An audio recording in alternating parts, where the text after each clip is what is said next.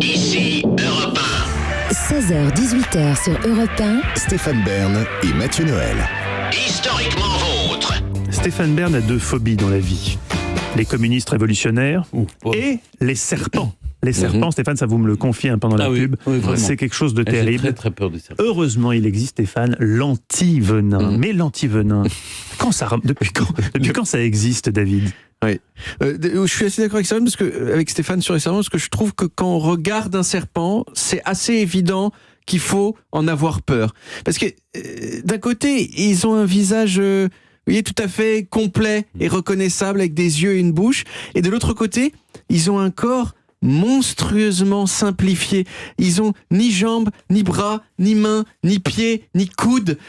Et ça peut rien présager de bon, ça. Et d'ailleurs, ça présage effectivement rien de bon. Vous savez combien de gens dans le monde meurent chaque année des suites d'une morsure de serpent ? Chaque année 10 000. 100 000 Non. Il y a 100 000 personnes. Et 400 000 de plus qui sont amputées ou qui deviennent handicapés à cause de morsures de serpent. Mais combien dans le Perche ? C'est ça le chiffre qui nous intéresse.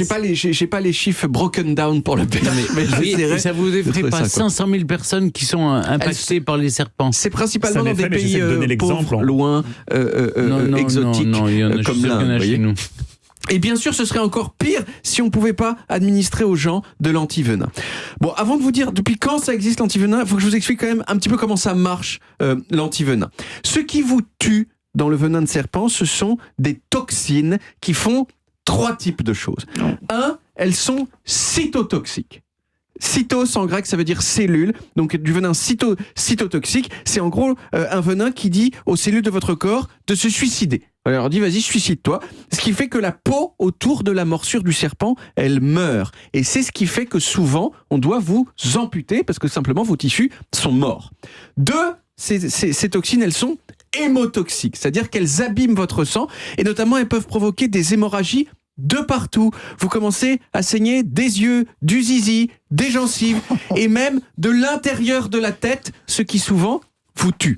Et 3, ces toxines, elles peuvent être neurotoxiques, c'est vu que le geste que faisait Olivier Pouls à l'instant d'être tout paralysé, c'est-à-dire qu'elles empêchent les signaux nerveux de se déplacer dans votre corps et donc vous êtes paralysé. Et l'antivenin, c'est quoi ? C'est un sérum qui contient des anticorps qui attaquent et qui détruisent les toxines des serpents. Mais comment on fait pour le fabriquer ? Eh bien, pour l'instant, la seule méthode qui marche vraiment, c'est la suivante. 1, on prélève du venin sur un serpent en le faisant mordre dans une petite boîte et ça gicle de ses dents, là. 2, on injecte ce venin dans des animaux qui ont un meilleur système immunitaire que nous, souvent des chevaux ou des moutons, et ce qui fait que le cheval en fait produit des anticorps contre ce venin spécifique. Et 3, on prélève du sang de ce cheval, on le purifie pour garder en gros que les anticorps, et on injecte ces anticorps dans le corps de la personne mordue. C'est aussi simple que ça. Enfin, c'est pas simple. C'est un petit peu compliqué quand même, il faut quand même le mettre dans un cheval. Et il faut quand même surtout traire le venin du serpent. Ça, vous le feriez pas, j'ai l'impression, David. Je ne ferais pas ça. Non. Et on vous injecte donc quelque chose qui vient du cheval. On est d'accord. Qui vient du cheval, exactement. Qui vient du serpent d'abord, puis du cheval. Voire du mouton, Stéphane. Les anticorps. Comment on finit on finit mieux que si jamais on n'injecte pas. C'est ça le truc.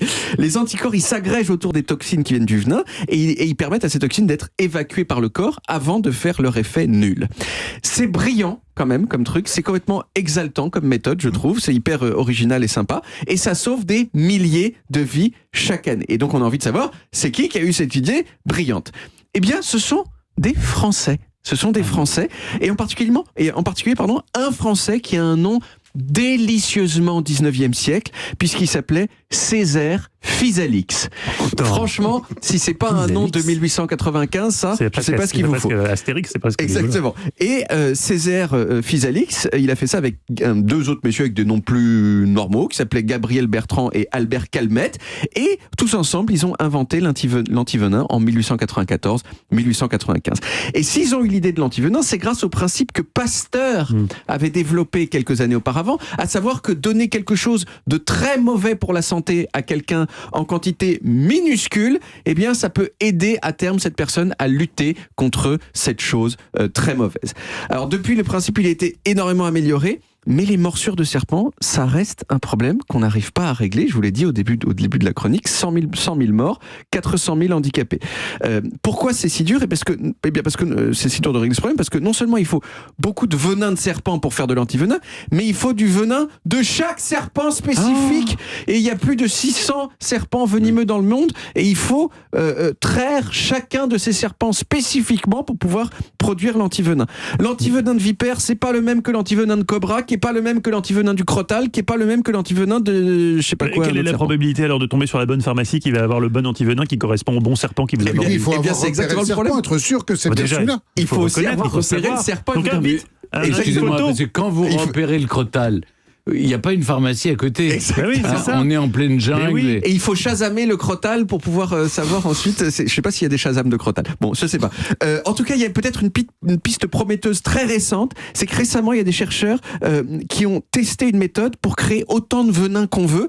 Grâce à quoi ? Grâce à ce qu'on appelle des organoïdes. Les organoïdes, ce sont des mini-organes qu'on fabrique en laboratoire à partir de cellules souches et qui ont en miniature un certain nombre des caractéristiques des organes qu'ils imitent.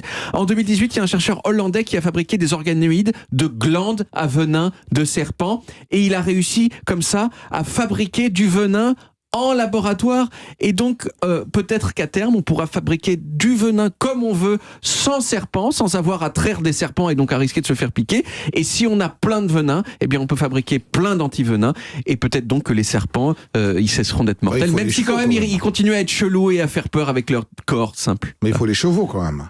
Il faut les chevaux quand même, mais ça c'est plus facile à trouver un cheval. Mais si on peut créer des organes, on n'a qu'à recréer un bras. Par exemple, si on vous ampute et on vous remet un bras, pourquoi ils vont pas plus loin ceux qui créent les organes ? C'est des organoïdes. Les organoïdes, c'est pas encore les organes. C'est des petits organes. Ils savent pas faire encore les gros organes. Exactement, c'est des mini trucs. C'est dommage. Merci David. On retrouve les origines en podcast sur toutes les applis audio et en vidéo, sur YouTube, Dailymotion et sur le site europe1.fr. Europe 1. Historiquement vôtre.